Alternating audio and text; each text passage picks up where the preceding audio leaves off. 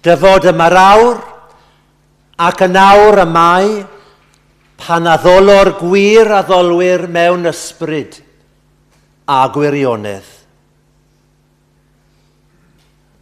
Trowch at emyn rhif 20 os gwelwch yn dda, ac ar ôl i ni ganu'r emyn bydd y parch Ale Davies ac Eirian Wyn Lewis yn dod mlaen i'n harwen mewn darlleniad a gweddi. Rhif 20, helaetha derfynau dy deyrnas a galwd y bobl ynghyd. Datguddiad y heiddiant anfeidrol i'r eiddot i achawdwr y byd. Cwymp angrist a rwyga ei deyrnas o brysied a deied yr awr. Disgyned Jerusalem newydd i loni trigolion y llawr. Eheda efengil dros wyneb y ddeiar a'r moroedd i gyd, a galwd y etholodigion o gyrau eithafoedd y byd. O brysia'r cyfarfod heb lygredd, na ryfel, na chystydd, na ffôn. Dydd jiwbil yr etholodigion a chyd etifeddion ar ôn. Rhif 20. Diolch yn fawr.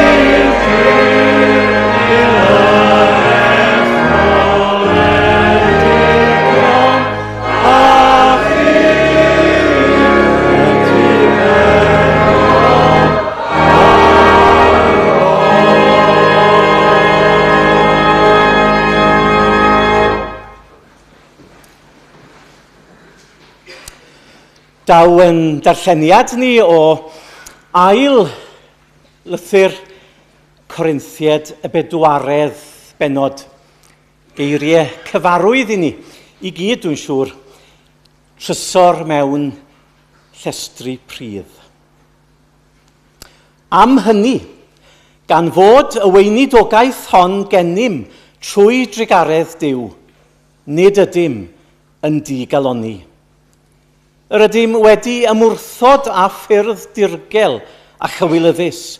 Nid ydym yn arfer cyfrwystra nac yn llurginio gair Duw. Yn hytrach, trwy ddwyn y gwirionedd i'r amlwg, yr ydym yn ein cymeradwyo'n hunain i gydwybod pob un ger bron Duw.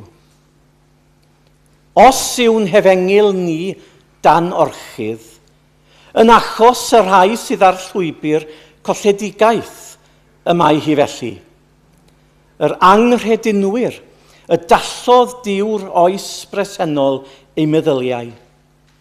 Rhag iddynt weld goleuni efengil gogoniant Crist, delw Duw. Nid ein pregethu ein hunain yr ydym, ond Iesu Grist yn arglwydd, a ninnau yn weision i chwi mwyn Iesu. Oherwydd y Duw a ddywedodd, llewyrched goleuni o'r tywyllwch, a lywyrchodd yn ein calonnau, i roi i ni oleuni'r wybodaeth am ogoniant Duw yn wyneb Iesu Grist. Ond dyma'r trysor hwn gennym mewn llestri pridd, i ddangos mae eiddo Duw yw'r gallu tra'r agorol, ac nid eiddom ni. Ym mhob peth, yr ydym yn cael ein gorthrymu, ond nid ein llethu. Ein bwrw i ansicrwydd, ond nid i anobaith. Ein herlyd, ond nid ein gadael yn amddifad. Ein taro i lawr, ond nid ein dinistrio. Yr ydym bob amser yn dwyn gyda ni yn ein corff farwolaeth yr arglwydd Iesu, mwyn i fywyd Iesu hefyd gael ei ddwyn i'r amlwg yn ein corff ni. Oherwydd yr ydym ni a ninnau'n fyw yn cael ein traddodi yn wastad i farwolaeth mwyn Iesu. I fywyd Iesu hefyd gael ei ddwyn i'r amlwg yn ein cnawd marwol ni. Felly, y mae marwolaeth ar waith yno ni, a bywyd yno chwi. Gan fod gennym ni yr un ysbryd crediniol yr ysgrifennir amdano yng ngeiriau'r ysgrythur. Credais ac am hynny y llefarais, yr ydym ninnau hefyd yn credu, ac am hynny yn llefaru. Gan wybod y bydd i'r hwn a gyfododd yr arglwydd Iesu, ein cyfodi ninnau hefyd gyda Iesu. A'n gosod ger ei fron gyda chwi. Oherwydd eich mwyn chwi y mae'r cyfan, fel y bo i ras Duw fynd ar gynnydd ymhlith mwy a mwy o bobl, ac amlhau'r diolch fwy gogoniant Duw. Am hynny, nid ydym yn digaloni. Ein bod yn allanol yn dadfeilio, yn fewnol fe'n hadnewyddur ddydd ar ôl dydd. Oherwydd y bai chysgafn o'r thrymder sydd arno mynawr, darparu y mai, y tu hwnt i bob mesur, bwysau tragwyddol o ogoniant i ni. Dim ond i ni gadw'n golwg, nid ar y pethau a welir, ond ar y pethau na welir. Dros amser y mae'r pethau a welir, ond y mae'r pethau na welir yn dragwyddol. I Dduw y bod diolch am ei air.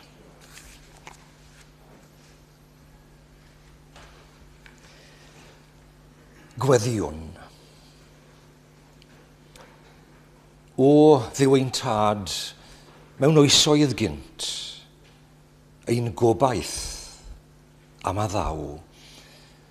Wylen ni o'r newydd yn plygu ger y fron di, yn gydnabyddiaeth o'th fawredd di, ac o'th ogoniant di yn Iesu Grist. Ac wrth i ni blygu ac ymostwng i ni'n ymdywelu.